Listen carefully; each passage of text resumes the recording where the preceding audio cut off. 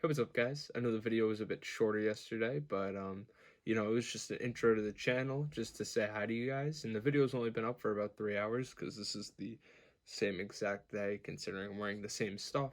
But I really want to thank you guys for how good it did so far, considering I have no other videos on this channel other than my two really old ones, which they have less views than the new videos. So I want to thank you guys for that.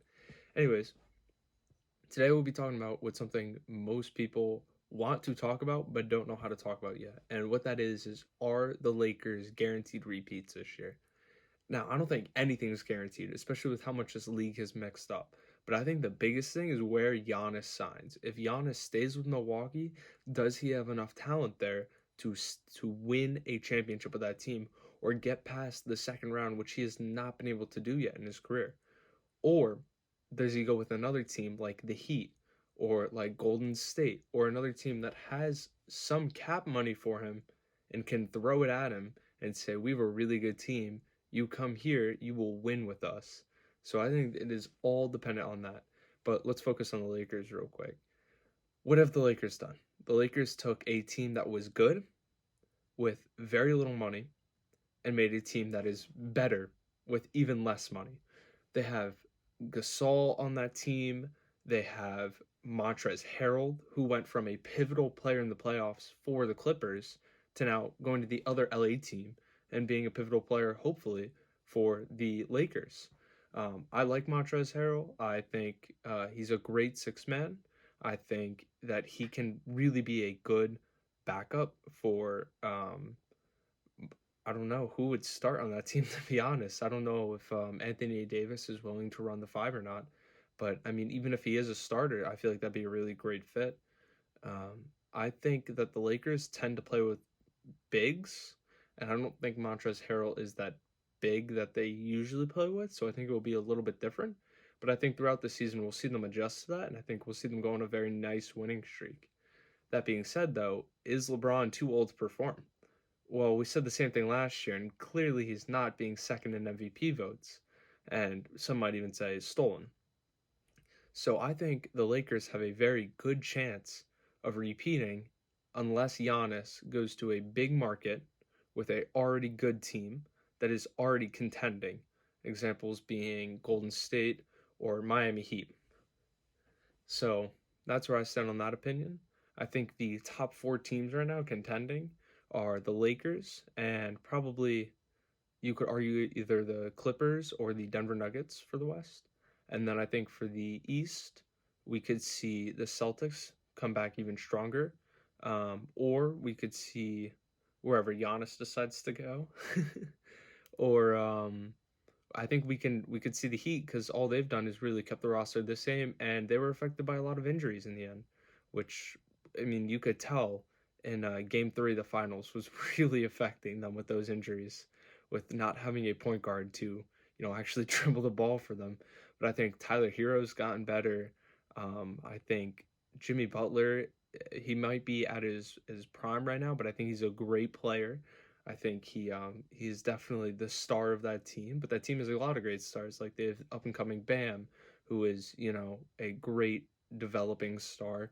Who, if if he gets that jumper down, it might be a different game for him. We could see a little bit of a James Wiseman in college. It's definitely going to be interesting next year. I think there's a lot of teams that can contend. Like a team that most people are talking about, but not really talking about for the playoffs right now, is the Nets. KD, possibly one of the greatest scorers of all time, and I haven't really seen anyone talk about them making a single placement yet in the East, which I think right now as their team sits, they could probably make the seventh or sixth seed.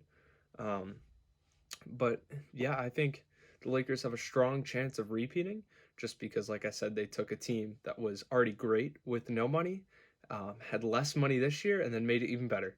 So that's where I stand on that opinion. I will admit I'm not the biggest fan of LeBron. I think he's a glorified rim runner, but people look at it however they want. So yeah. Anyways, see you guys. While looking back on the video, I totally realized I forgot to mention Dennis Schroeder at all, which is definitely a big trade that they made. They were looking for that third star. Like I said last video, most teams have those three stars, that big three that can really score. And they definitely were missing that, but made up for it in chemistry where the Clippers did not. But Dennis Schroeder is definitely that player that can score, and definitely that player that they can look to as a third option. That that will definitely provide a lot of efficiency for them. And yeah, and before anyone gets mad about what I said about LeBron, I definitely think that he is the second best player of all time. And I mean, I think the stats say it. He has definitely improved his 3 point shot over the past few years, considering you can't run to the rim as many times as you can when you were, you know, 20. But I mean, his efficiency, it's off the charts, and it's off the charts for a reason because he definitely is a great player. And I definitely do think LA has a great chance of repeating, but who knows? Who knows what this season holds? It's going to be a crazy one, and I hope to enjoy it with all of you, and make sure you guys like and subscribe so you guys are always updated when I'm uploading. If there's a major trade or something, I'll turn on my camera right there and I'll upload it as soon as it goes through.